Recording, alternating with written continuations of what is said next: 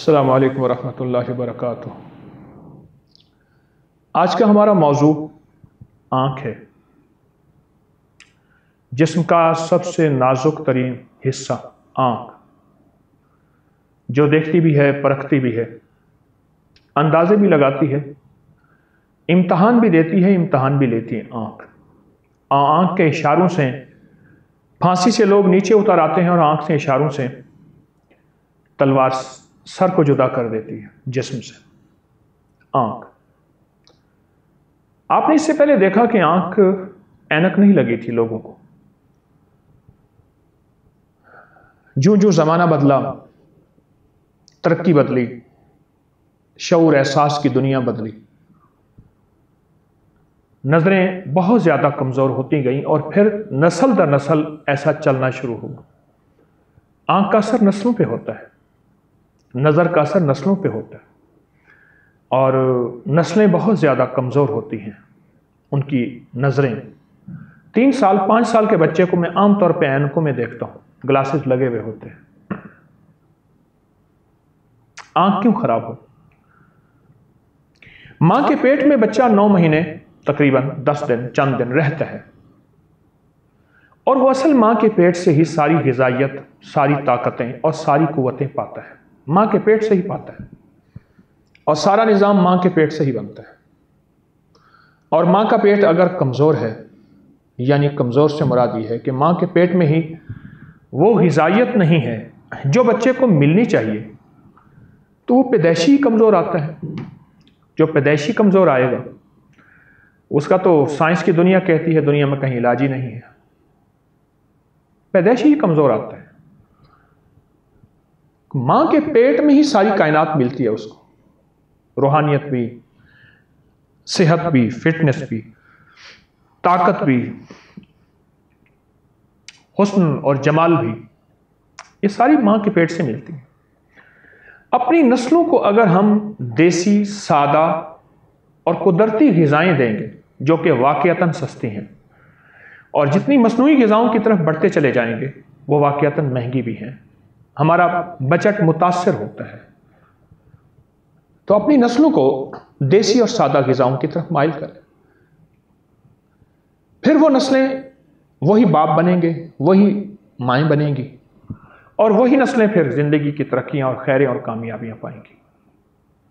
अपनी नस्लों को तरक्की और कामयाबी दें, अपनी नस्लों को तरक्की और कामयाबी, और वो अगर देनी है अपनी नस्लों को, तो उन नस्लों को फितरी ग़िज़ाएं देनी होंगी, वरना नस्लें माजूर, मजबूर और अंधे या कमज़ोर नस्लों को जनेंगी। यह हकीकत अर्ज़ कर लो।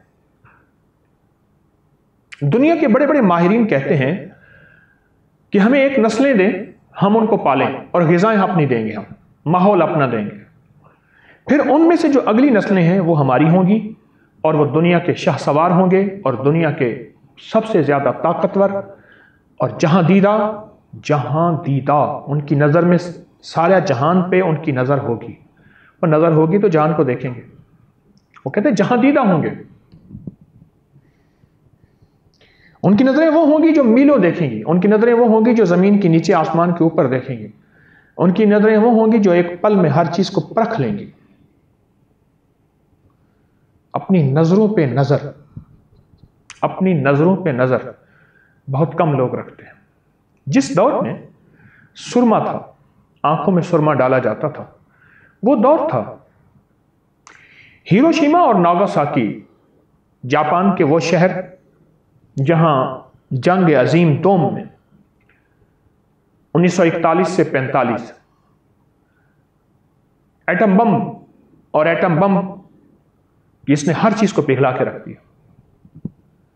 बहुत रिसर्च की माहिरीन ने, जहां और चीजें रिसर्च की कि आइंदा के लिए एटमी ताकत से, एटमी ताबकारी से और एटमी तबाहकारी से कैसे बचा जाए, उनमें एक अनोखी रिसर्च, अनोखी तहकीक ये भी आई कि सुरमा, अगर आकाश के हमारे हर जापानी के बदन पे सुरमा मलावा होता आंख समेत, तो कोई ताबकारी उस पर असर न करती।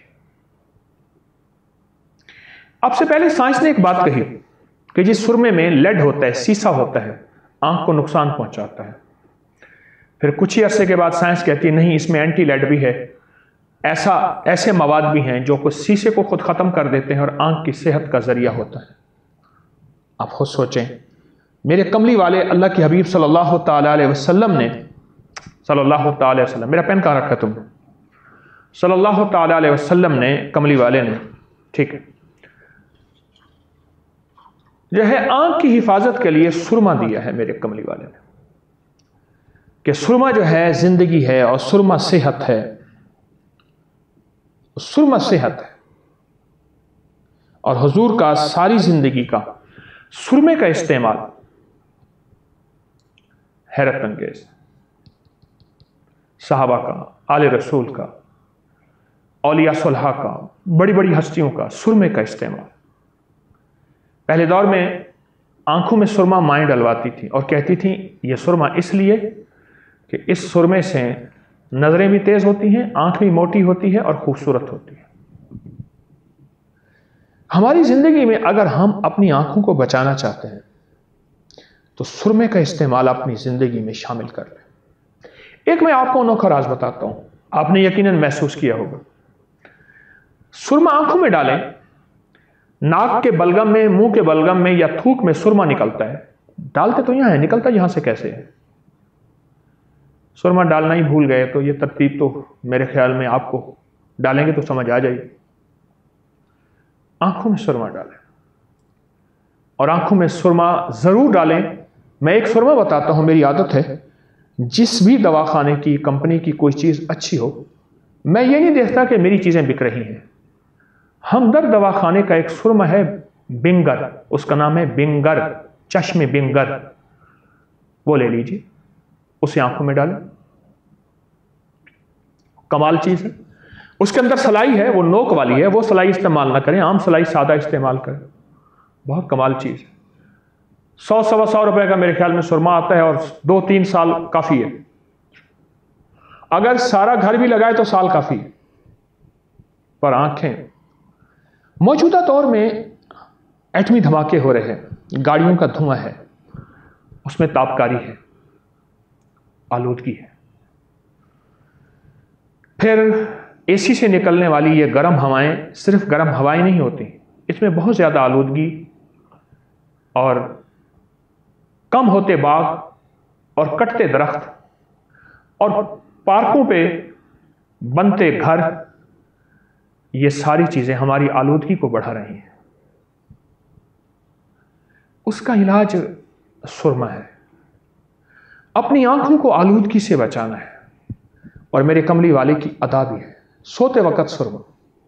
हुजूर आका सरवर कौनैन सल्लल्लाहु ताला अलैहि वसल्लम की सिरहाने 7 चीजें रहती थीं, उनमें एक सुरमादानी भी होती थी। सुरमे का इस्तेमाल अपनी जिंदगी के लिए आखिरी जरिया समझे, निजात का, सेहत का, तंदुरुस्ती का, राजों के राज का बहुत कमाल चीज समझे और अपनी जिंदगी में सुरमा इस्तेमाल करना सादत समझे और बहुत ज्यादा। और अपने बच्चों को इसका आदी बनाए, खुद इसके आदी बने। रात सोते वक्त सुरमा डाल दिया करें। यकीन जानिए, हामला औरत सुरमा डाले और पहले दिन से आखिरी दिन तक बच्चों की आंखें बड़ी खूबसूरत पैदा होती हैं, बहुत खूबसूरत पैदा होती। यहां तक तो है कि पुरानी हमारी हिंदी तिब में यहां तक लिखा है किताबों में, और यूनानी तिब में हजारों साल, 5000 साल से भी ज्यादा पुराना, यहां तक लिखा है कि अगर किसी खूबसूरत बच्चे की शक्ल हामला कमरे में लगाए, उसको देखती रहे तो बच्चा खूबसूरत होगा। तो जो आंखों में सिर्फ देखने से ये होता है, और उस आंख के अंदर अगर सुरमा डाला जाए, वो बच्चा का हसीन, खूबसूरत और खूबसूरत आंख नहीं होगी।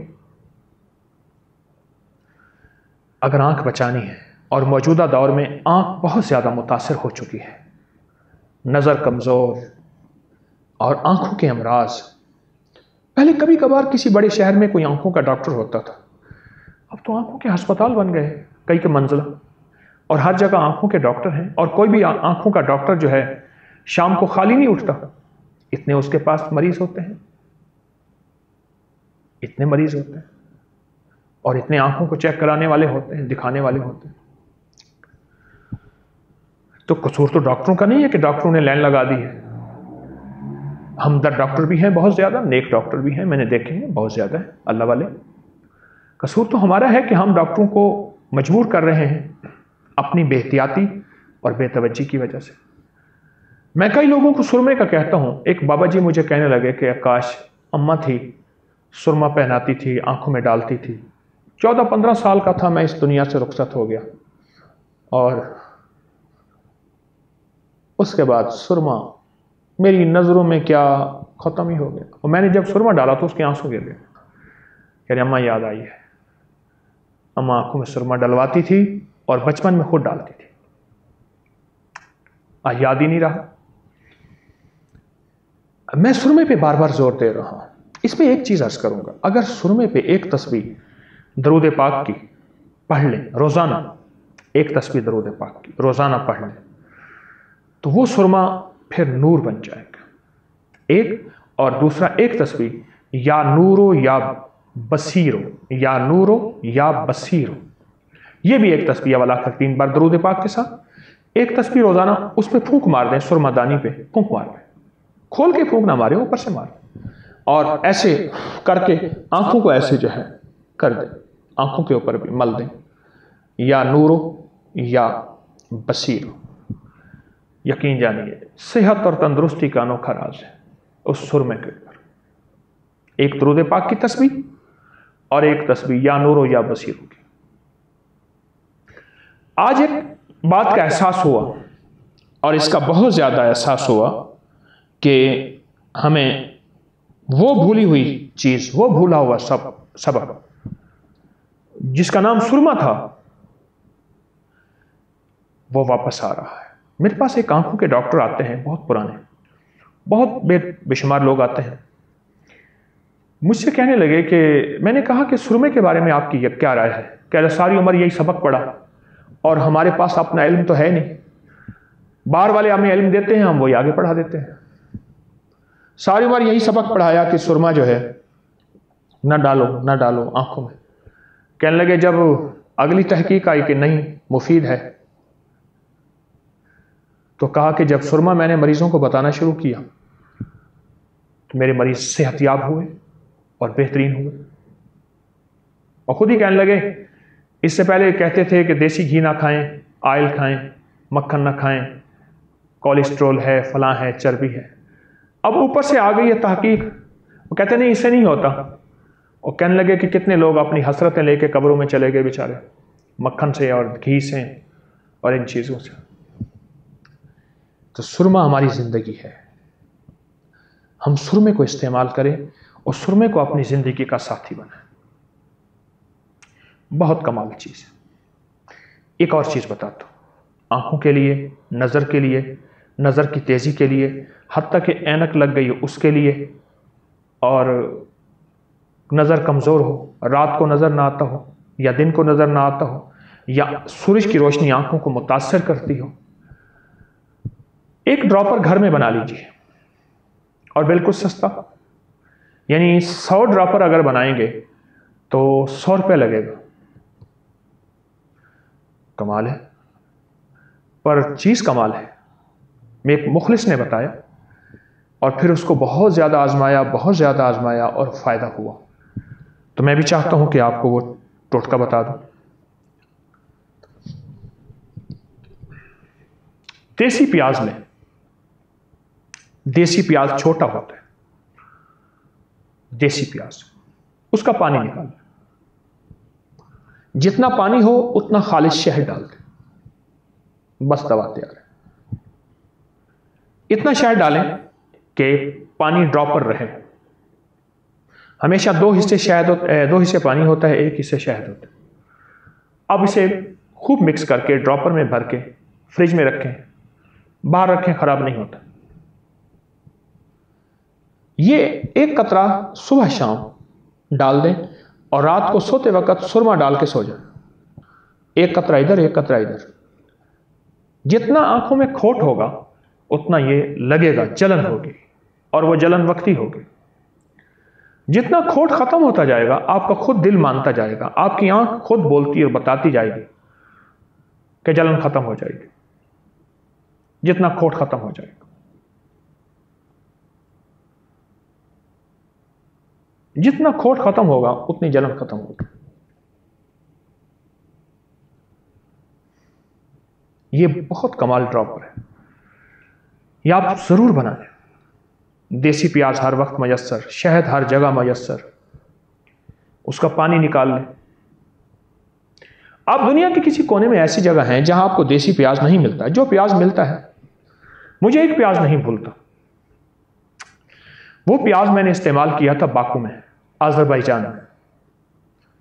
रूस की आज़ाद वस्ती रियासतें हैं, मैं वहां गया तो हमारा क़याम तो कोई ज़्यादा दिनों का था, लेकिन 2 दिन में वापस आया। वहाँ का माहौल कुछ, तो मैं फ़ौरन वापसी का मैंने इरादा किया, कोशिश करके फिर कुछ महंगी टिकट करा के वापस आ गए। हम यहाँ से दुबई गए, दुबई से फिर वहाँ की फ़्लाइट थी। वहाँ मैंने प्याज खाए। इन 2 दिनों में प्याज, ओ हो, मैंने प्याज ऐसे उठाया और मुंह में रखा जैसे कि बंदा लौट पौट नहीं जाता कि प्याज था को कोई जहर की गोली थी। लेकिन उस प्याज की तासीर, उस प्याज का असर और उसके अंदर जो है बोलते राज, वो बता रहे थे। वो प्याज मैंने कहीं नहीं देखा। फिर वो प्याज मैंने उसके दूसरे इलाके यानी समरकंद, बुखारा, ताशकंद, तिरमज, शहर सब्ज, शहर किताब, शहर पाकिस्तान, वहाँ का जो कराकल पाकिस्तान है, वहाँ वो प्याज ना मिला मुझे। वो प्याज कोई वहाँ का था। आप दुनिया के जिस कोने में हैं, आपको जो प्याज मयस्सर है, पानी ले लें और पानी लेके उस प्याज को आप उसके मुताबिक शहद मिला लें। एक साहब मेरे पास आए और कहने लगे कि हर रोज मेरा नंबर बढ़ता जा रहा है। मैंने कहा हर रोज? कहने लगा हर रोज से मुराद ये है थोड़े अरसे में नंबर बढ़ रहा है, थक गया हूं, आजिज़ आ गया हूं। मैंने ये सुरमे की तरकीब बताई, सुरमे की, और ये प्याज और शहद का ड्रॉपर बताया, और एक और टोटका बताया। बादामों की गिरियां 11, लेकिन बादाम मोटे ना हो, जिसे हम अमेरिकन बादाम कहते हैं, वो ना हो, देसी बादाम। उसे गुरबंदी भी कहते हैं और वादी, बहरहाल देसी बादाम। देसी बादाम में कोई ना कोई कड़वा निकल आता है तो कोई हरज नहीं। 11 गिरियां बादामों की और 11 सफेद मिर्च, इसे दक्कनी मिर्च भी कहते हैं। आप छोटे से पानी के कप में, ये तो खैर मेरे पास मुद्द है, नबवी मुद्द है, आका का बरकत वाला बर्तन है, ये सा है, इसमें पानी ज्यादा है, यानी इतना सा पानी ले लें आप। ये देखिए छोटा कप जो होता है वो आप ले लीजिए, उसमें रात को भिगो दें। सुबह उठ के वो बादाम की गिरियां भी, वो काली मिर्चें भी खा लें सुबह उठ के। बस अगर आपका बच्चा नहीं खाता, मैं इसका एक आसान तरीका बताता हूं। उसे पीस लें किसी ब्लेंडर में, किसी चीज में, गिरियां भी बादामों की वो भी, उसमें शहद मिला लें, मीठा कोई मशरूब मिला लें, हल्का सा, थोड़ा सा, उसे ऐसे चाटने वाली चीज बना लें, वो चटा दें, मजे से खा जाएगा।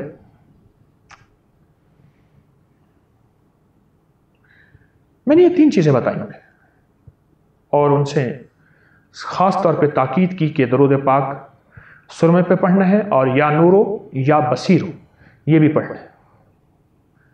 आप तो सोच नहीं सकते क्या तासीर मिली और क्या कमाल मिला। कोई अरसे के बाद मुझे मिले और मुझसे कहने लगे कि अब दिन ब दिन नंबर मेरा पहले कम हो रहा था, बढ़ रहा है, यानी नजर मेरी बेहतर हो रही है, नजर मेरी बेहतर हो रही है। ये जो छोटा सा टोटका है सफेद मिर्च, दक्कनी मिर्च का और काली मिर्च, बादाम का, ये बज़ाहिर छोटा सा टोटका है, लेकिन इस छोटे से टोटके में ताकत बहुत है, तासीर बहुत है, कमाल बहुत है। बड़ों का आजमाया है ये टोटका। इसके बहुत मुझे जराए मिले, बहुत जगहों से ये मिला। एक जगह बताता हूं, मैं आपको एक वाकया सुनाता हूं। एक साहब कहने लगे कि मेरे जो चचा थे वो साहब खुद बूढ़े थे, तो जाहिर है उनके चचा कितनी उम्र में फौत हुए। वो कहने लगे कि वो उनकी नज़र इतनी तेज थी, सब दरख्त में सब्ज बैठा हुआ परिंदा जो बगैर हरकत के है, किसी को नजर नहीं आता, वो शाखों के अंदर देख लेते थे। चांद बाल से ज्यादा बारीक, रमजान का या ईद का, वो उनको बुलाते थे। उनका नाम अब्दुल खालिक था। कहने लगे अब्दुल खालिक को बुलाएं। कहने लगे मेरे चचा का नाम अब्दुल खालिक था। वो देखेगा, वो ऐसे देखता, वो कहता वो सामने चांद है। बस ऐसे ही, तलाश नहीं करता था, बस यूं ऐसे देखता था और एक नजर में चांद को पकड़ लेता था। जो लोग दूरबीनें लगा के चांद को देखते थे, बड़े बड़े सैटेलाइट के जरिए चांद को देखते थे, वही लोग हैं जो शायद हार जाते थे, पर कह रहे मेरे चचा ऐसे चांद को देखते थे। मैंने कहा चाचा की सेहत का राज? कहने लगे मैं समझता हूं, उन्होंने आज तक बताया तो नहीं। एक दफा मैंने पूछा तो कहने लगा बेटा जो मैं करता हूं तुम कर लो, बस यही। चचा हमेशा पांव के तलवे और पिंडलियों की मालिश करते थे सोते वक्त, सुबह शाम भी। सुरमा कभी नहीं छोड़ते थे। और ये सफ़ेद मरच और बादामों की गिरियां, ये उनकी ज़िंदगी का मामूल था। कहा मैंने ये तो उनको सुबह शाम खाते देखा। सुबह का भिगोया शाम को, शाम का भिगोया सुबह, और खूब चबाते थे, मुंह में डाल के ना खूब चबाते थे। ऐसे निगलना नहीं है, खूब चबाएं। जितनी 32 दांत है उतनी 32 दफा चबाएं, खूब चबाएं। और जितना चबाएंगे उतना सेहत और तंदुरुस्ती पाएंगे। बहुत ज्यादा चबाएं। कहते मैंने अपने चचा को देखा और मैंने भी शुरू कर दिया। चचा तो खैर बाकायदगी से करते थे, मैं बेकायदगी से करने लगा, तो मुझे भी सेहत मिली, तंदुरुस्ती मिली। और मैंने अपने जिस्म को जहां फुर्तीला पाया, सेहतमंद पाया, वहां मैंने एक चीज महसूस की कि मेरी नज़र बहुत ज़्यादा बेहतर हो रही है और नज़र पे एक बेहतरीन असर पड़ रहा है और नज़र पे एक लाजवाब तासीर मुंतकिल हो रही है। नज़र, अपनी नज़र पे आप भी नज़र रखें। यानी जो शख्स चांद देख ले और इतनी बारीकी से देख ले, चांद देखे और इतनी बारीकी से देखे, तो सोचे तो सही वो शख्स कितनी तेज नजरों का होगा। अरब की तारीख में, जो पुरानी अरब की तारीख है, अरब से मुराद जितने भी ये खलीज के मुल्क हैं, इनकी तारीख में एक बात है, वहां के लोगों की हिस्स तेज थी, नजर तेज थी। अच्छा, यही चीज मैंने सहरा में देखी है। ये आपका थर का सहरा, सहरा एक है, जब सिंध में जाता है थर बन जाता है। वही सहरा सादकाबाद से लेकर बहावल नगर की आखिरी पट्टी तक, बॉर्डर तक, और फिर बॉर्डर से आगे जैसलमेर और आगे तक हजारों मील का फैला हुआ सहरा, यही की सहरा है। मेरा सहरा में जाना होता है। लोग तो शिकार के लिए जाते हैं, मैंने कभी शिकार, बल्कि शिकार से मना करता हूं, जानवरों को जिंदा रहने दो। शिकार कोई हराम नहीं है, लेकिन उस दौर में था जब शिकार ही गोश्त का जरिया होता था। अब तो हमारे पास गोश्त ही इतना है। मैं शिकार को हराम नहीं कहता, मैं कहता हूं जीने दो। इतना खाया है, इतना खाया है कि हमारे परिंदे और हमारे जानवर खत्म हो गए। तो मैंने वहां जाके सहराई लोगों की ये चीज देखी जो मैंने किताबों में पढ़ी थी। अरब के बद्दुओं में, बद्दू कहते हैं सहराई देहाती को अरबी में। वहां जाके मैंने ये चीज देखी और बहुत कमाल चीज देखी। उनकी हिस्स तेज। एक दफा का वाकया है कि हम सफर कर रहे थे, हमारा पानी खत्म हो गया, पानी खत्म हो गया। एक गधा साथ था जिसमें सामान था। और गधे को मैंने पकड़ा हुआ था, और मैंने 650 रुपए का गधा लिया था। ये 1997 की बात कर रहा हूं, 97 की। पानी खत्म हो गया। तयम्मुम करके नफल पढ़े, सूरत यासीन पढ़ी, आमाल किए कि अल्लाह पानी भेज दे, क्योंकि वहां पानी खत्म, जिंदगी खत्म। और यूं थोड़ा सा बंदा कमजोर हुआ नहीं, गिद्धें मुंडलाना शुरू कर देती है, और अभी सांस ही नहीं निकलता, नोचना शुरू कर देती है। तो एक वहां का सहराई हमारे साथ था, कहने लगा कोई मसला नहीं, मैं आपको सूरज की और अगर रात है तो चांद की सिमतों से पानी की तरफ ले जाऊंगा। वो बार बार जमीन को सूंघता था और दूर से ऐसी आंखें खोल खोल के ना ऊंचे टीले पे खड़े होकर देखता था। तो मैंने पूछा आप क्या कर रहे हैं? क्या जमीन को सूंघ रहा हूं कि पानी कितना दूर है। कमाल है। और खोल के मैं आंखें देख रहा हूं कि क्या कोई पानी के आसार हैं। मैंने उसके तजर्बे किए और फिर एहसास हुआ वहां गाड़ियां नहीं, वहां शोर नहीं, वहां बिजली नहीं, वहां लाइट नहीं, वहां पानी है कुदरती टोबा कहते हैं जिसे, तालाब, बारिश हुई, पानी जमा हो गया, निथरा हुआ पानी, बिल्कुल पाकीज़ा। वो जिंदगी, वो फितरी जिंदगी, उसने वो नजरें दी तेज और वो हिस्स दी। और ऐसा ही हुआ कि ऐसी कान लगाया और कहने लगा एक पानी का ट्रेला, टैंकर हमारी तरफ आ रहा है। अजीब बात है, दीवाना हो गया। सहरा और पानी का पूरा टैंकर, कैसे मुमकिन? फिर कान लगाए जमीन से, ऐसे जमीन पे कान डाल दे, कितनी कितनी देर तक। फिर कहने लगा कि आधे घंटे में पहुंच जाएगा। फिर बड़े टीले पे खड़े होकर देखे, यकीन जानिए कोई आधा घंटा था तो हमें खुद कानों में चलने की आवाज आई। हम हैरान। वो आए तो उसका ड्राइवर उतरा, हैरान हुआ कि आप लोग यहां कहे। तो हमने पूछा तुम कहां? कहा मैं तो रास्ता भूल गया हूं। हमने नफिल पढ़े थे, 2 रकात नमाज नफिल हाजत के, उसके बाद 3 दफा सूरत यासीन। और वाकई वो नफिल फिर सहरा हो, प्यास हो, इस्तिरार हो, इस्तिराब हो, बेचैनी हो, बेकली हो, बेकरारी हो और मौत लबे बाम हो, फिर उस नफिल का मजा और है।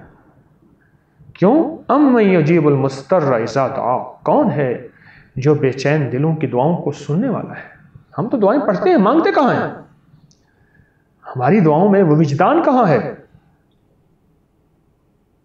वो करीम है फिर भी अता करते हैं। उन्होंने हमें पानी दिया और बाकायदा आपने उस पर बिठाया, लेकिन हमने कहा हमारे पास तो सवारी है, हम तो उस पर ना बैठे पैदल। हमारी जिंदगी में अगर हमने कुछ पाना है तो ये फितरी जिंदगी, मैंने फितरी चीज पहले सुरमा बताया, दूसरा शहद और प्याज का एक ड्रॉपर बताया, और तीसरा मैंने आपको काली मिर्च नहीं सफेद मिर्च, दक्कनी मिर्च और बादामों की गिरियां बताई आपको। छोटी छोटी चीजें। और मैंने चाचा अब्दुल खालिक, वो चाचा अब्दुल खालिक कहते तो मैं भी वही कह रहा हूं, तो मैंने चाचा अब्दुल खालिक की आपको जिंदगी बताई। ये चाचा अब्दुल खालिक को चांद के लिए और चीजों के लिए, और कहा कि चाचा अब्दुल खालिक मेरे शिकारी थे, वो कभी बंदूक से शिकार नहीं खेलते थे, गुलेल से, लकड़ी यूं उस पर रबड़ बांधा हुआ, थोड़ा सा पत्थर लिया और निशाना किया और परिंदा नीचे, कभी बंदूक से नहीं। वो कह रहे बंदूक उनके लिए है जिनको नजर कुछ नहीं आता। और ऐसा उनका निशाना तेज था, अगर परिंदा उड़ा है, उड़ते परिंदे को निशाना किया है, उड़ते परिंदे में निशाना जाके लगा है, ऐसा तेज था। फितरी जिंदगी, फितरी हिजाएं, फितरी दवाएं, फितरी अदाएं, फितरी शफाएं और फितरी अताएं भूल गए। और साइंस वापस उसी पे पलट रही है। साइंस वापस पलट रही है। साइंस कहती है आ जाओ, फसिरू इलल्लाह, अल्लाह कहते आओ मेरे तरफ दौड़ के आना जरा, साइंस कहती है आ जाओ फितरत की तरफ, लेकिन दौड़ के आओ। पूरी दुनिया की साइंस, पूरी दुनिया की रिसर्च, पूरी दुनिया की तहकीक, पूरी दुनिया के कमालात वापस फितरी दुनिया की तरफ पलट रहे हैं और वापस फितरी दुनिया की तरफ लौट रहे हैं। पूरी दुनिया की साइंस तहकीक वापस आ रही है और इंसान अंदर से बोल रहा है कि नहीं, एक जिंदगी ऐसी भी है जिसे हम भूल गए थे, एक जिंदगी ऐसी भी है जिसे हम फरामोश कर बैठे थे।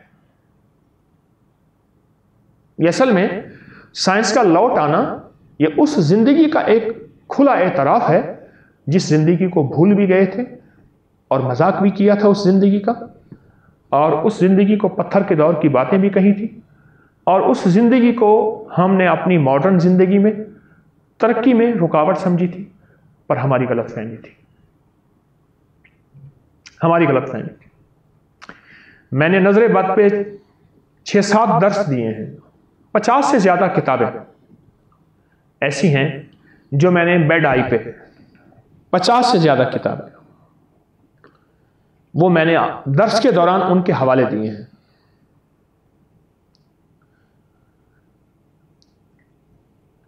कि अंग्रेजों ने, गोरू ने अपनी किताबें लिख डाली हैं इतनी मोटी मोटी कि नजरे बद हकीकत है और नजरे बद सच्चाई है, और नजरे बद के उन्होंने वाकयात दर वाकयात बयान किए कि यह हकीकत है और यह सच्चाई है।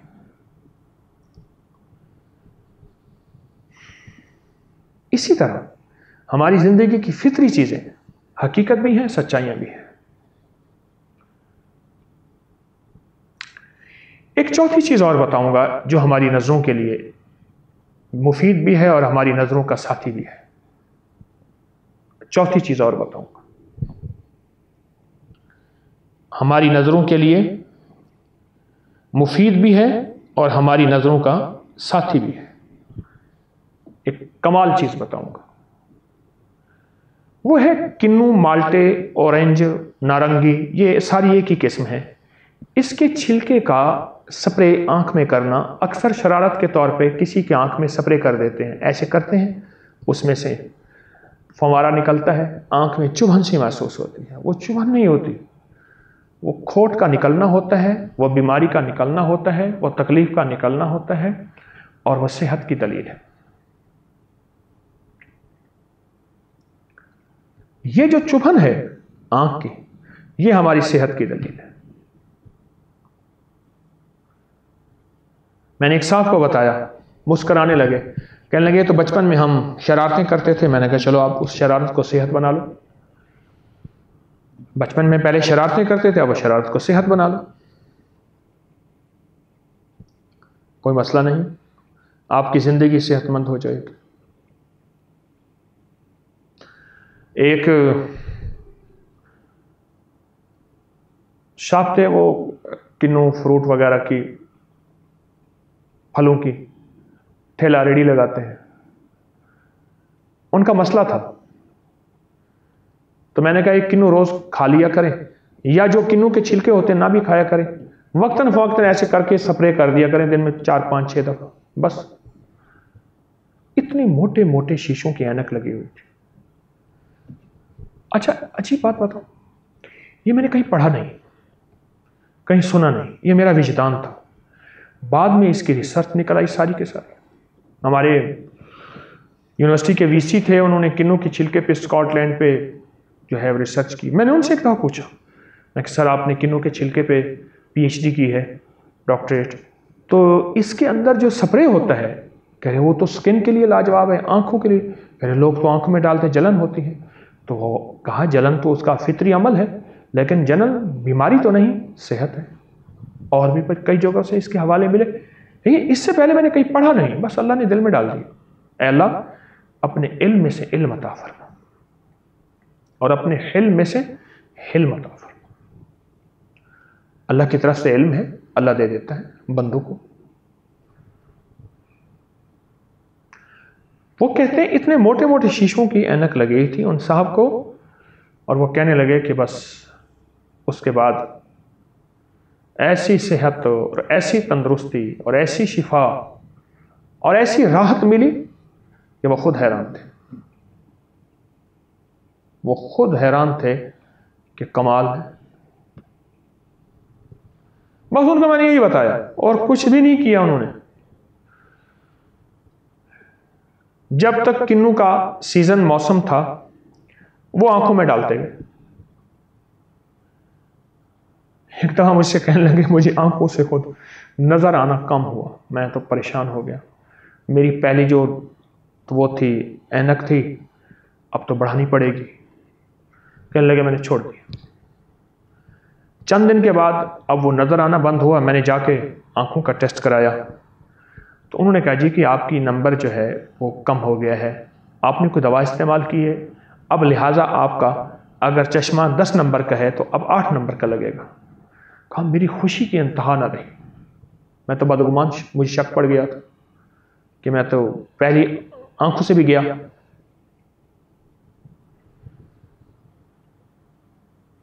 कितना छोटा सा टोटका है, पर इस टोटके में है क्या और इसकी तासीर क्या है और इसका कमाल क्या है। छोटा सा टोटका, और जिस टोटके को हम अमूमी कुछ भी नहीं समझते, और बल्कि आपके लिए हैरत होगी, मेरे लिए भी हैरत थी। ऐसे बैठे बैठे मैंने किसी को कह दिया, ना कहीं पढ़ा, ना कहीं सुना, ना कहीं आजमाया, अल्लाह की तरफ से ऐसे दिल में आई और मैंने कह दिया। और उसने किया और फिर तो बेशुमार लोगों ने करना शुरू कर दिया और उसके बेशुमार मुशाहिदात और तजर्बात मिले, नताइज मिले। ये मैं आपको चौथा मोती बता रहा हूं, किन्नू का छिलका। पर कमाल मोती है, पर कमाल तासीर है और हैरत अंगेज इसके अंदर रिजल्ट, नताइज। मैंने जिसको बताया, जिसको दिया, मौसम आए तो पूरे मौसम में यह करना शुरू कर दें। अगर आप किन्नू खाने वाले नहीं हैं, एक किन्नू ले लें और वो खा भी लें और उसका छिलका छोटे छोटे टुकड़े करके रख लें। थोड़ी थोड़ी देर के बाद सारा दिन में वो किन्नू के छिलके और उसकी जो है वो अंदर स्प्रे आंखों में डालते रहे। आंखों से पानी निकलेगा, आंखों से खोट निकलेगा, आंखों से बीमारी निकलेगी और आंखें ऐसे रोशन होती चली जाएंगी। बेज़रर चीज है। बचपन में वैसे भी आजकल अगर कोई डाले तो उसके बाद आंख खराब तो नहीं होती, आंख कोई जख्मी तो नहीं होती। दिन में 2-3-4 दफा कर लिया करें, वक्फे वक्फे से। पहले दौर में बाकायदा छत्ता लिया जाता था, मैंने बड़ों को देखा, छत्ता पूरा पड़ा होता था और उसके अंदर एक सलाई घुसी हुई होती थी, ऐसे सलाई उस छत्ते के अंदर। बस वो सलाई ली, आंखों में शहद लगाया और यूं पकड़ के फिर बैठ गया। हमारे एक बाबा जी थे, वो आंखों में शहद लगाते थे, फिर पकड़ के बैठ जाते थे। हम बच्चे थे, हंसते थे, पता नहीं होता था। अब पता चला नहीं, बाबा जी नादान नहीं थे, दाना थे और समझदार थे। और उसका मैंने आपको तरीका बेहतरीन शहद और प्याज की शक्ल में दे दिया। अपनी जिंदगी को सोचें कि हमने अपनी नस्लों की जिंदगी, सेहत, नजर, आंख, उसका हुस्न जमाल और आंख की तंदुरुस्ती, ये अपनी जिंदगी में कैसे वापस लानी है और यह सेहत और तंदुरुस्ती कैसे वापस आएगी, इसको सोचें। आप अपनी अकल को हैरान कर बैठेंगे और हैरत होगी कि वो चीजें जिन्हें आज तक हमने मामूली समझा और बल्कि कुछ भी ना समझा, वो चीजें लौट के वापस आई हमारी जिंदगी में और सेहत के शक्ल में और तंदुरुस्ती की शक्ल में और ऐनक और बड़ी चीजों के वबाल को दूर करने की शक्ल में। अच्छा, एक अनोखा तजर्बा है जिसकी आंखें थकी थकी रहती हैं, टूटी टूटी रहती हैं और आंखों में दर्द होता है, बज़ाहिर नजर कमजोर नहीं है। अगर वो प्याज और शहद वाला ड्रॉपर वो बंदे डालें तो उनकी नजर ठीक हो जाती है। ये एक अनोखा तजर्बा है। इसको बड़ा आजमाया है।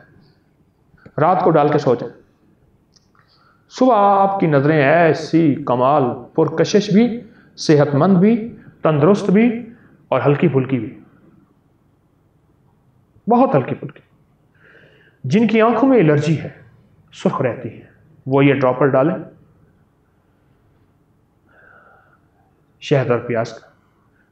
आंखों से पानी आता है, चुभन होती है, मलते रहते हैं, किसी तेज रोशनी तेज जगह पे नहीं देख पाते, वो ये करें। अब मैं आपको अगला एक मोती दे रहा हूं, गालिबन छठा मोती है, वो है ज़रिश्क। ये एक फल है, स्याह रंग की सोगी, जिसे किशमिश कहते हैं, छोटी छोटी सी होती है। पहले ये डबरोटी में, केक में होती थी, पहले होती थी, अब कहीं देखने में नहीं मिली। ये चीज मैंने बड़ी आजमाई है। इसका जो सबसे पहला मुशाहिदा मुझे हुआ वो एक अरब से हुआ। एक अरब अपने शाहीन को, अकाब को यह खिलाता था, क्योंकि शाहीन और अकाब एक कीमती परिंदा है और एक शाही परिंदा है, और अरब के यहां इसकी बड़ी कीमत है। बल्कि वो 2 रकात नमाज नफिल की बात याद आई तो एक वाक़या भी याद आया। एक साहब को पैसों की ज़रूरत थी, घर के लिए पैसों की अशद ज़रूरत थी, बहुत ज़्यादा ज़रूरत थी पैसों की। तो वो बहुत कोशिश की, सवाल कर नहीं सकता था, मांगने का मिजाज था नहीं। ये नफिल बता दिया उसको कि ये नफिल पढ़, अल्लाह से मांग, ये नफिल पढ़, अल्लाह से मांग। पढ़ता रहा, रोता रहा, 2 रकात नमाज नफिल, उसके बाद 3 दफ़ा सूरत यासीन पढ़ के गिड़गिड़ा के अल्लाह से दुआ करता रहा, मांगता रहा, पढ़ता रहा। रोज़ाना पढ़ें, सुबह शाम पढ़ें, रोज़ाना पढ़ें, पढ़ यकीन से पढ़ें, तवज्जो से। कुदरत का निज़ाम देखिए, कुछ ही महीनों के बाद उसके ना भाई ने कबूतर रखे हुए थे, कबूतर रखे हुए थे। वो कबूतर भी रखता था, ख्याल भी नहीं रखता था, ये बेचारा उनको दाना डालता था, कह रहे मासूम है, बेज़बान है। मेरा एक गुमान है कबूतरों की दुआएं भी साथ शामिल हुई, बेज़बान की दुआएं साथ ही होती। और कबूतर पाले कभी ना, वो तो उसने भाई ने पाले थे और वो तरस खा के उन पे दाना डालता था। तो कबूतर का शोर सुना उसने, जो कबूतरों का शोर सुना तो कबूतरों का जो है वो चबूतरा बहुत ऊंचा बना हुआ था, ऊपर उसका डरबा जालियों वाला, तो वहां बिल्ली का जाना गुमान नहीं था। वो भागा कि शायद कोई बिल्ली है, क्या है। अंदर गया तो अंदर एक बहुत बड़ा शाहीन था जो कबूतरों पे झपट रहा था। कहीं से उड़ता हुआ आया, ऊंचा देखा, कबूतर हैं, उसने का शिकार है। कुछ उसने जख्मी भी कर दिए थे, मार भी दिए थे। इसने जाके क्या किया, वो दरवाजा तो खुला हुआ होता था, कबूतर उड़ते थे और फिर आके बैठ जाते थे। बिल्ली का वहां जाने का गुमान ही नहीं था, इसने वो बंद कर दिया। अब बंद करके अब कहने लगा इसको निकालूं कैसे। एक दोस्त था, उसको बुला के लाया, वो शिकारी था। उसने देखा, उसने कहा वो तो लाखों रुपए की चीज है, कहां से आई, ऐसे आ गए। कहा तेरी तो किस्मत है। अब उस पे किसी तरह कपड़ा डाला और कपड़ा डाल के, चादर डाल के उसको बेबस किया और बड़ा सा पिंजरा बनवाया और फिर उसको उस पिंजरे में मुंतकिल किया और फिर उसके गाहक तलाश किए। ये बात है कोई गालिबन 30-32 साल पुरानी। उस दौर में वो 7 लाख का बिका था, 7 लाख का बिका था, और उसको जरूरत थी 1.5 लाख की। नफिल हाजत के और सूरत यासीन पढ़ता रहा यकीन से, और उसका काम बन गया। ये एक ज़िम्नन बात सामने याद आई तो मैंने अर्ज किया, आपको सुना दो। शाहीन को वो शख्स ज़रिश खिलाता था जो मुझे सबसे पहले बात मिली। उससे पूछा क्यों? कहा इसकी ग़िज़ा यही है, ताज़ा गोश्त है या यही है, यानी गोश्त और फल, फलों में इसकी ग़िज़ा यही है। पहाड़ों से जाके ये अपनी ग़िज़ा चुन के खाता है, क्योंकि ये पहाड़ों पे होती है इसका पौधा।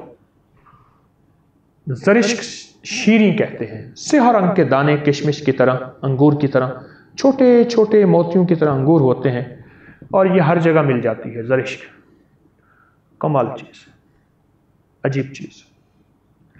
मैंने इसको हेपेटाइटिस के लिए, इसको जोड़ों के दर्दों के लिए, शुगर के मारे हुए मरीजों के लिए, आसाबी कमज़ोरी, याददाश्त ख़त्म हो चुकी हो, दिमाग बिल्कुल खाली हो गया हो, और नज़र की ताकत के लिए बहुत कमाल पाया है, बहुत कमाल पाया। 1 चम्मच रात को भिगो दो, सुबह उठ के वो खा लें। अगर सर्दी है तो उस पानी को थोड़ा सा गर्म कर ले, ऊपर से वही पानी पी ले, लेकिन चबा चबा के, बिल्कुल चबा चबा के और बारीक कर करके। ये ज़रिश ऐसी जगह पैदा होती है जहां ना खाद होती है, ना आलूदगी होती है, और ना जहां कोई किसी किस्म का स्प्रे होता है, कुछ भी नहीं होता, और फितरत इसको पैदा करती है, और हज़ारों फुट की चट्टानों पे ये पैदा होती है, और पैदा होते होते होते होते इस पे फल लगता है, और फिर वहाँ के जो पहाड़ी लोग हैं वो इसके फल को जमा करते हैं और फिर बेचते हैं, और बिकते बिकते ये मंडियों और मार्केटों में आती है। यानी ज़रिश वो चीज़ है जिसकी आज तक फार्मिंग नहीं हुई। जिस चीज़ की फार्मिंग होती है, जिस चीज़ को का फार्म बनाया जाता है, उसमें फिर मसनूई चीज़ें भी आ जाती हैं। ये वो चीज़ है जो कि एक फितरत के ऐन मुताबिक है, और फितरत के नताइज इसके साथ हैं, और सेहत और तंदुरुस्ती और फितरत और कमाल इसके साथ है, और इसके अंदर मौजूद है इस ज़रिश में। आप भी इसमें हिस्सा डालें और ज़रिश को अपनी ज़िंदगी का साथी बनाएं, बच्चों को खिलाएं। आप ज़रिश को अपने कस्टर्ड में डालें, हलवे में डालें, ज़रिश को डालें, यानी खाने की ऐसी मीठी मीठी चीज़ों में आप ज़रिश डालें। मैं तो ज़रिश का और शहद का शेक पिलाता हूँ, बड़ा कमाल है। 2 चम्मच ज़रिश के, 2 चम्मच शहद के, और थोड़े से पानी में उसको मैं शेक कराता हूँ, और फिर उसमें दूध डाल के, आप चाहें कोई सुर्ख रंग का मशरूब आपको अच्छा लगे, खुशबू के लिए, जायके के लिए, वो भी डाल सकते हैं, शहद भी डालें। बस ज़रिश कमाल चीज़ है, शाहीन की ग़िज़ा है, शाहीन की ग़िज़ा है, और शाहीन इसको चुन चुन के लेता है, हज़ारों मील दूर सफ़र करके अपनी जिस्म की ग़िज़ा लेता है। मैं नारायण कागान में मेरा दर्स था, मैं वहां गया, दिमाग थक गया, मुलाकातें करते करते करते, लाइन थी बहुत लंबी मुलाकातों की। मैं 7 दरिया है वहां गया, वहां के कुछ मकामी हजरात मेरे साथ थे, तो ज़रिश का पौधा वहां मौजूद था। मैंने कहा ये देखें ज़रिश का पौधा है, और इसकी जड़ों को भी फ़ायदा है, इसकी पत्तों का भी फ़ायदा है, इसका फल भी। उन्होंने मुझे एक वाक़या सुनाया, कहने लगा हमने एक परिंदे का शिकार किया। जब परिंदे का शिकार किया तो उसकी टांग पे ज़रिश की जड़ का छिलका हमने बंधा हुआ देखा, लिपटा हुआ देखा, और हम हैरान हो गए कि ज़रिश की जड़ का छिलका तो हम जानवरों की हड्डी अगर टांग की, बाजू की टूट जाए तो इस तो हम वहां लगाते हैं और उसके ऊपर बांधते भी हैं, उसको खिलाते भी हैं। ये क्या अजीब बात है।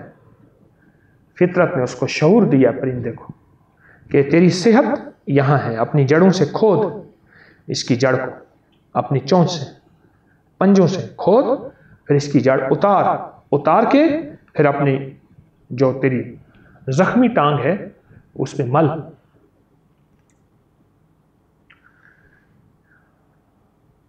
छोटी छोटी चीजें और छोटे छोटे ये निज़ाम, और लेकिन इस निज़ाम में कमाल है। अच्छा, एक चीज और बताऊं, आप किसी बावर्ची को और तंदूर वाले को कभी ऐनक लगाए नहीं देखेंगे। मेरी बात को गौर से सुनिएगा। और तेल निकालने वाली घानियां, कोलू जिसे कहते हैं, जानवर पे चलते हैं, या जहां तेल निकलता है, स्पेलर होते हैं, मशीनें होती हैं, उसके अंदर सरसों का तेल निकलता है, तिलों का तेल। तो सरसों का तेल खासतौर पे जब निकलता है, उसका एक खास, उसकी एक जो है गैस कहूं या उसकी एक तासीर है कि उसमें बंदा खड़ा नहीं हो सकता। आंखों से पैर नहीं, आंखों में जलन शुरू हो जाती। मैंने आज तक कभी किसी तेल निकालने वाले के ऐनक लगी नहीं देखी। मैं इन चीजों को, छोटी छोटी चीजों को नोट करता रहता हूं। ऐनक लगी नहीं देखी, नहीं देखी, आज तक ऐनक लगी नहीं देखी। और तंदूर वाले को मैंने ऐनक लगी नहीं देखी। और हां, जिस दिन तंदूर लकड़ियों का होता था, वहां मैंने ऐनक लगी नहीं देखी। एक तंदूरी को मैंने देखा ऐनक लगी है। मैंने कहा तंदूरी को तो ऐनक नहीं लगती। कह रहे गैस ऐनक लगवा देती है। बड़ा जबरदस्त और मुख्तसर सा उसने फिक्रा कहा, और सारी की सारी जो है वो उसने मेरे ऊपर वो मेडिकल साइंस को खोल दी, तिब को खोल दी।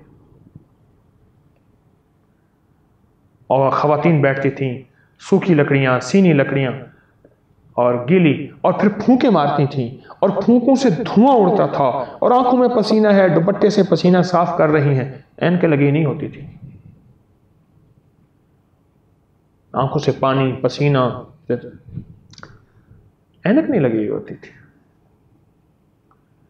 एक वाकया सुनो, और यह भी मेरा विजदान था। एक साहब मेरे पास आए, उनकी नजर का मसला था।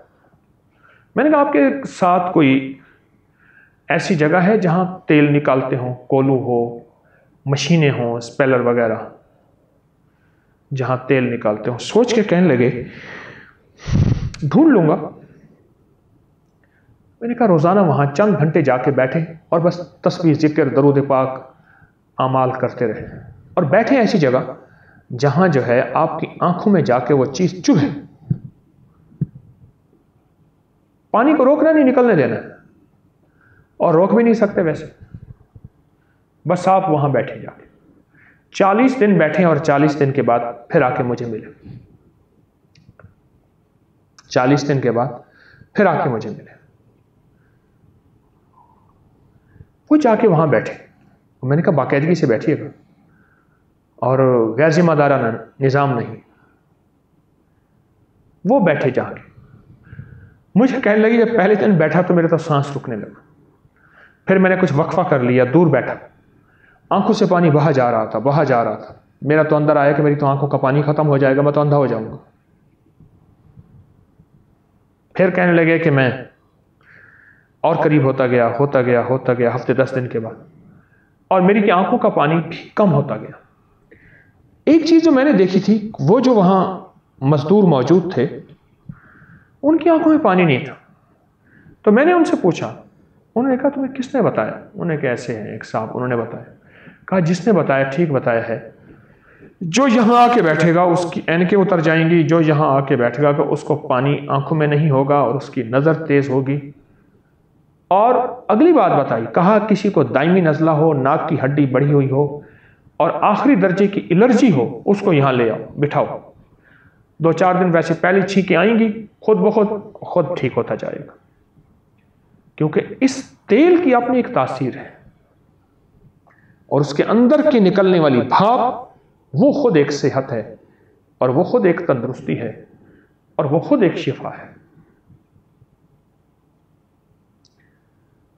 40 दिन के बाद कहने लगे कहां मेरी नजर का खोट गया, और कहां मेरी ऐनक गई, और कहां मेरी कमजोरियां गई, और कहां तकलीफें गई। ये वो चीजें हैं जिन पे थोड़ी सी तवज्जो है, मेहनत नहीं है। ये वो चीज़ें हैं जहां माल खर्च नहीं होता, थोड़ी सी आपकी तवज्जो खर्च होती, जहां कोई लंबा चौड़ा निज़ाम नहीं है, बस आपका थोड़ा सा ऐसी तवज्जो होगी, आपका काम हो जाए और आपको हैरत अंगेज तौर पे नज़र में बेहतरियाँ, नज़र में सेहत और नज़र में शिफा और राहत आपको मिलना शुरू हो जाएगी। फिर मेरा ख्याल तो ऐसे है कि अगर कुछ अर्सा आप ये कर लें तो आप भी चाचा अब्दुल खालिक बन जाएंगे। वो चाचा अब्दुल खालिक का तस्करा मैंने किया, जो चांद देख लेते थे और परिंदा छुपा हुआ किसी को नजर नहीं आता था, चाचा अब्दुल खालिक की नजरें एक पल में देख लेती थी। बहुत तेज नजरों के उनके वाकयात हैं, बहुत ज्यादा। छोटा सा निज़ाम है और मैंने ये छोटी छोटी चीजें बताई हैं। मेरे पास बहुत तजर्बात मजीद भी हैं, आपको इंशाअल्लाह आइंदा में अगली निशिस्त में आंख पे फिर बात करेंगे हम इंशाअल्लाह। लेकिन ये चीज़ें जो मैंने आज आपको बताई हैं, 4, 5, 6 मोती बताए हैं और आपको दी हैं, ये मोती अगर आप इन्हीं को ही संभाल लें और इन्हीं पे ही तवज्जो कर लें तो ये बहुत हैरत अंगेज मोती है, बहुत हैरत अंगेज मोती और लाजवाब मोती हैं। और ऐसे मोती हैं कि आप थोड़ी सी तवज्जो कर लें, थोड़ी सी तवज्जो और थोड़ा सा ध्यान दे दें। यानी मैंने अब के जितनी भी बातें की हैं, इन सब में कोई एक बात भी ऐसी नहीं जो नामुमकिन हो और एक चीज़ भी ऐसी नहीं जो बंदा कर ना सकता हो और एक कोई ऐसा फार्मूला टोटका नहीं है कि जो बंदे के बस से बाहर हो या कीमती हो या महंगा हो। गरीब से गरीब, मसरूफ़ से मसरूफ़ आदमी मेरी इन बातों पे अमल कर सकता है, कोई नामुमकिन नहीं है। और मेरी बातों पे अगर थोड़ी सी तवज्जो कर ले, उसके लिए ज़िंदगी का कोई मसला नहीं है। आप मेरी बातों को दोहराएं। मैंने सबसे पहले सुरमे पे बात की है और सुरमे को सबसे ज़्यादा मैंने तवज्जो दी है और सुरमे को सबसे ज़्यादा मैंने जोर दिया है सुरमे पे। आप मेरी बातों को दोहराएं। मैंने सुरमे पे सबसे ज़्यादा जोर दिया है कि हमारा इस वक्त ताबकारी का निज़ाम, आलूदगी का निज़ाम और माहौल जितना भी मौजूद है और जो हमारी अपना किया हुआ है, इसका सिर्फ और सिर्फ आप नतीजा अगर पाना चाहते हैं, सुरमे तंदुरुस्ती करें। मैंने हमदर्द का एक सुरमा बताया है, बिंगर, चश्मे बिंगर, वो ले लीजिए और आप वो इस्तेमाल कीजिए, सुरमा इस्तेमाल करें। प्याज और शहद का पानी इस्तेमाल करें। बादामों की गिरियां और दकनी मिर्च, सफ़ेद मिर्च इस्तेमाल करें। ये चीज़ें इस्तेमाल करें। ये छोटी छोटी चीज़ें हैं और ये मुख्तसर चीज़ें हैं और आपको इसके नताइज, इसके रिजल्ट, इसके कमालात मिलेंगे। आप इसकी कमालात पाएंगे। मुझे एक बात अचानक याद आई। एक साहब को मैंने देखा तो उसके सर से तेल सरसों जो बहुत तेज वो लगा हुआ था, उसकी महक, उसकी बू दूर दूर तक जा रही थी। तो मैंने ऐसे पूछ लिया, मैंने कहा ये तेल आपने लगाया है, बहुत कड़वा तेल लगाया है, बड़ा सख्त कड़वा तेल, इसका कोई फ़ायदा भी है? कहा और फ़ायदा हो ना हो, मेरी नज़र कमज़ोर नहीं हुई। मैं चौंक पड़ा, ये क्या बात की? बड़ी उम्र के आदमी थे। कहा ये तेल जो है जब मैं लगाता हूँ, ये बहता बहता यहाँ भी आ जाता है, ना भी आए तो इसकी वजह से पहले तो मेरी आंखों में ऐसे जो है वो पानी आता था, पर आज तक पहले पता ना चला। फिर मैंने लोगों को बताना शुरू किया, जिसने भी कड़वा तेल लगाया उसकी दिमाग तो वैसी ताकतवर, बाल मजबूत और फायदे, लेकिन नज़र का फ़ायदा हो। मैं हैरान हुआ और फिर बात दिल को भी लगी। ये छोटी चीज़ें हैं, मुख्तसर सी चीज़ें हैं जो हमारी ज़िंदगी और सेहत का एक सच्चा पैगाम देती हैं और हमें सच्चाई की तरफ ले जाती हैं। यकीन जाने मुख्तसर से राज है ये, लेकिन राजों में बड़े राज हैं। मुख्तसर से टोटके हैं, पर टोटकों में बड़े टोटके हैं। ऐसे टोटके हैं जो आम इंसानी अकल बज़ाहिर उनको नहीं सोच सकती कि इसमें क्या होता है, लेकिन मुसलसल तजर्बात, मुसलसल मुशाहिदात, मुसलसल वाक़यात बताते हैं ये हमारे राज है। आज मैं आपसे इजाज़त चाहूँगा, इंशाअल्लाह फिर मुलाकात होगी। ये हमारा रूहानी सिलसिला भी है और ये जिस्मानी सिलसिला भी है। देखते रहिएगा, लोगों को बताएं, मखलूक को फ़ायदा हो, सीने के राज इंसानियत के नफ़े का ज़रिया बने। अल्लाहुम्मा सल्लि अला मुहम्मद अब्दिका व रसूलिक व सल्लि अलल मोमिनीन वल मोमिनात वल मुस्लिमीन वल मुस्लिमात रब्बना ला तुआखिज़ना मिन सूइ अमालिना व ला तुसल्लित अलैना मन ला यरहमना अल्लाहुम्मा अक्फिनाहुम बिमा शिअता बिमन शिअता व कैफ़ शिअता ला इलाहा इल्ला अंता सुब्हानका इन्नी कुन्तु मिनज़ ज़ालिमीन अस्तग़फिरुल्लाहल अज़ीम अस्तग़फिरुल्लाहल अज़ीम आमीन आमीन बिरहमतिका या अरहम।